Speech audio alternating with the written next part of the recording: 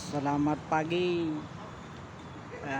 Saya sekarang posisi ada di Solidio, guys. Yo. Pinggiran tol BSD. Aku buat lagi konten nih, guys. Baru 2 jam buat konten lagi nih. Oke. Cerita demi cerita, memang kita adalah yang punya, yaitu silahkan simak di Nasihat Koslet Mitra Nada Lawak NKMNL. Ini teman, guys, di tempat yang sepi ini aku membuat sebuah konten yang berjudul, kali ini saya akan berikan judul, guys, yaitu Abu Nawas PS pengusaha sukses sombong. Abu Nawas PS pengusaha sukses sombong. Silakan simak dan lihat videonya. Tapi sebelumnya silakan tombol lonceng nyalakan, like, sub, dan komen. Ngomong ya biasa, tiap pagi harusnya nyeruput kopi dulu, guys. Sama teman nih, nyeruput kopi hitam biar nggak ngantuk habis bangun. Oke teman-teman, dimanapun berada, saya akan mendongeng, bercerita. Tapi kopi dulu, guys. Mantap. Rokok dulu. Sebelum lanjut, rokok dulu ya. Pengen ngerokok nih, guys. Nah, nyantai aja. Gua bercerita gak usah banyak-banyak, yang penting cerita. Ya, guys.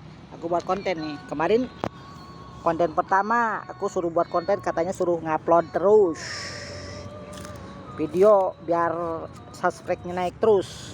Ternyata ya ngupload video sama aja, guys. Cuman ini mah hanya sekedar tambahan-tambahan dikit-dikit ilmu. Ya barangkali ada cerita-cerita kisah lain, silahkan. Yang lebih tahu kirimkan aja ke nomor WA saya akan ceritakan kisah-kisah tentang Abu Nawas. Enak, guys. Mantap gak, guys? Mantap lah. Saya ngerokok dulu.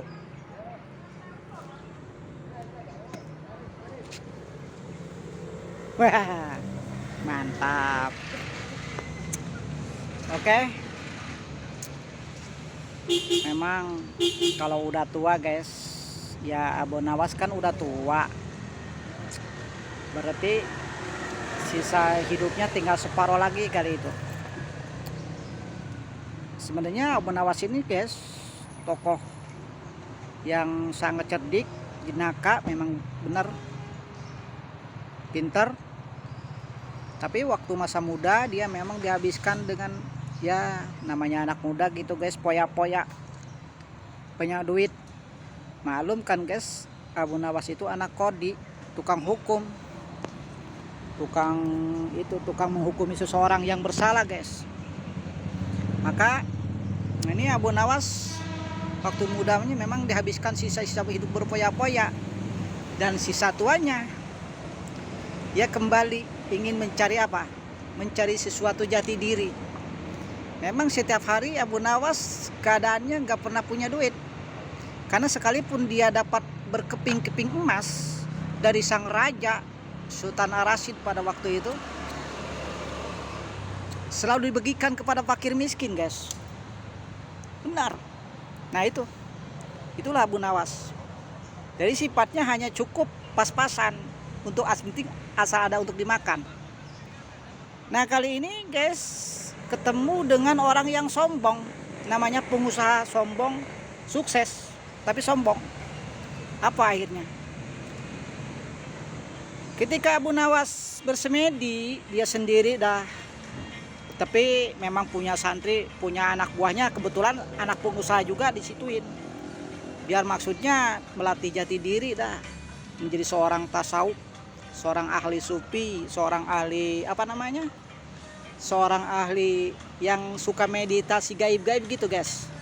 Nah, kebetulan si anak pengusaha sombong yang sukses ini, ketika Abu Nawas gembor-gemborkan atau ngomong-ngomong bicara tentang meditasi, zikir kepada Allah, harus ikhlas dalam hidup, menjalani hidup ini, harus terima ridho lillahi ta'ala.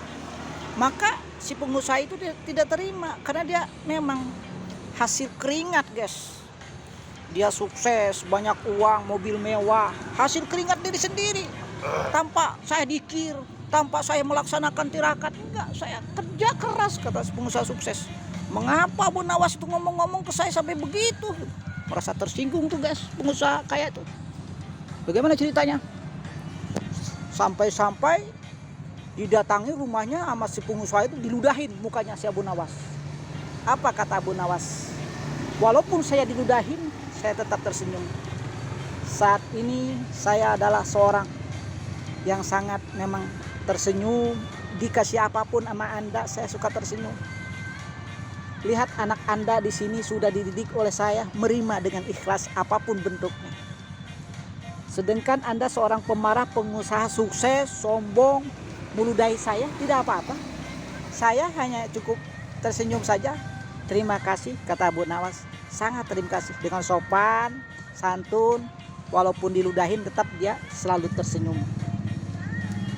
Nah, ketika marah mau diambil anaknya oleh pengusaha itu, mana anak saya? Wahai Abu Nawas, kenapa kau simpan anak saya dididik menjadi orang yang suka ahli tapa, suka semedi, suka suka berzikir kepada Allah gitu. Mengapa anak saya dididik begitu? Bukannya anak saya itu biar nanti bisa cari uang seperti saya, duit banyak. Karena saya hasil kerja keras, biar anak saya dididik itu seperti itu. Tanya aja kepada anak Anda, kata Abu Nawas. Kalau anak Anda mau menjadi seperti Anda, sukses, banyak uang, silahkan ambil. Hah?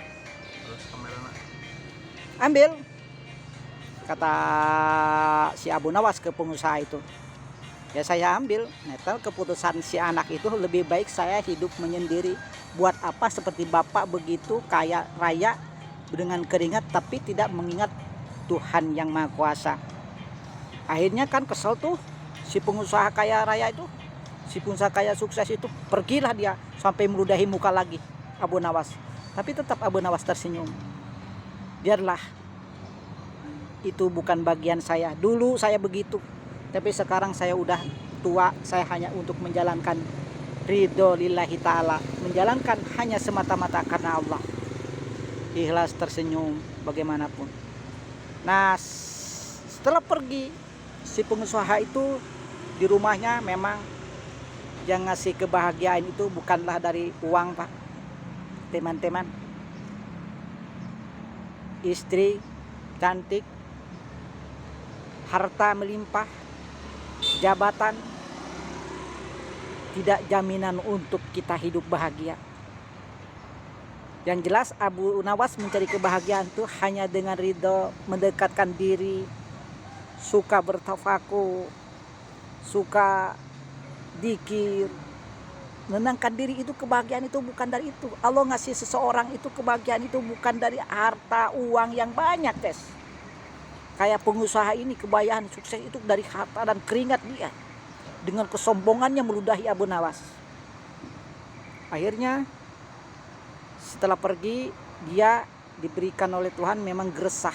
Hidupnya gersang, selalu berpikir, kenapa ya anak saya di sono, di Abu Nawas, sampai anak saya gak mau ke saya. Sedangkan Abu Nawas kerjaannya hanya zikir dan zikir di dalam hatinya, kata pengusaha itu. Malam tidak bisa tidur pengusaha, siang apalagi makan kagak enak, tidur selalu berpikiran kepada siapa? Berpikir kepada Abu Nawas. Ketika diludahi, terkenang-kenang guys dalam pikirannya sama pengusaha itu. Terkenang-kenang, selalu ingat kepada senyumnya Abu Nawas. Dia Abu Nawas walaupun diludahin sama saya, dia nggak bisa berkutik, nggak bisa berapa. Apapun dia tetap tersenyum, bahagia, senang dengan ikhlas apa yang dikehendaki Allah. Sedangkan dirinya hidup berglamor, uang berlimpah ruah, banyak duit segala macam. Tidak pernah aku ya kayak seperti Abu Nawas. Aku mudah tersenyum kepada orang, selalu ikhlas menjadi. Sedangkan aku uang udah banyak, kapan aku bisa berpikir kayak Abu Nawas? Nah akhirnya dia merenungi, malam tidak bisa tidur, siang tidak bisa makan gak enak, itu baratnya selalu ingat kepada senyumnya Abu Nawas. Walaupun di bagaimanapun oleh dia, Abu Nawas tetap tersenyum, selalu bahagia di dalam hatinya.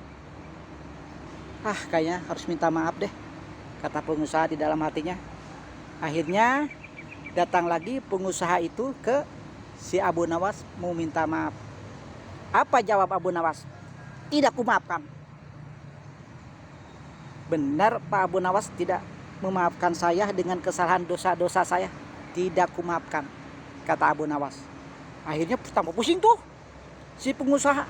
Loh, omongannya saya minta maaf tidak kumaafkan dengan dosa-dosa saya, meludahi mukanya tidak kumaafkan. Dah gue gimana caranya, kata pengusaha.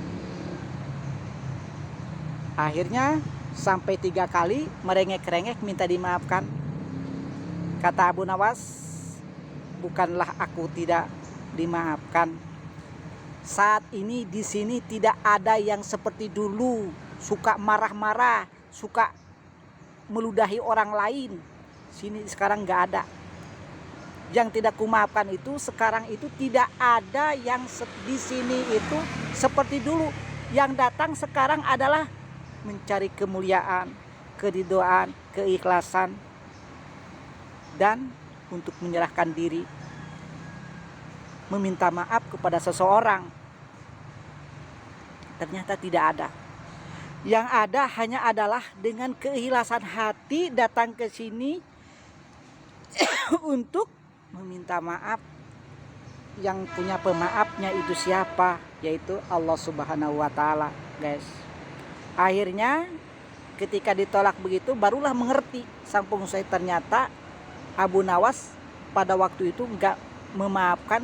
Yang dimaafkan itu hanya sekarang yang datang si pengusaha itu dengan keridhaan hatinya, dengan keikhlasan hatinya untuk meminta maaf. Yang maha pemaaf Allah Subhanahu wa Ta'ala, guys.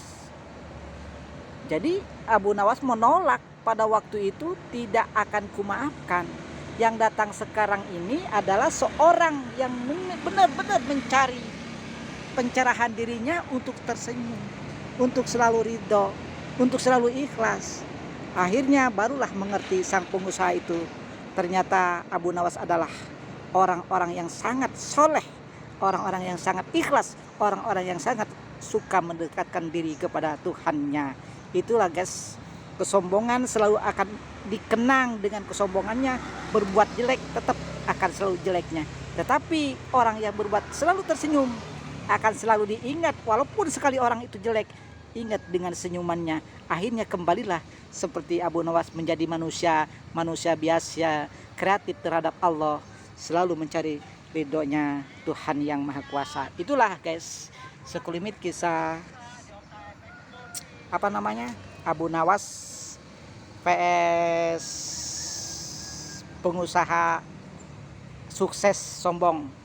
Itu guys, saya bersama teman nih, lagi tahu temannya menyimak, dia lagi apa?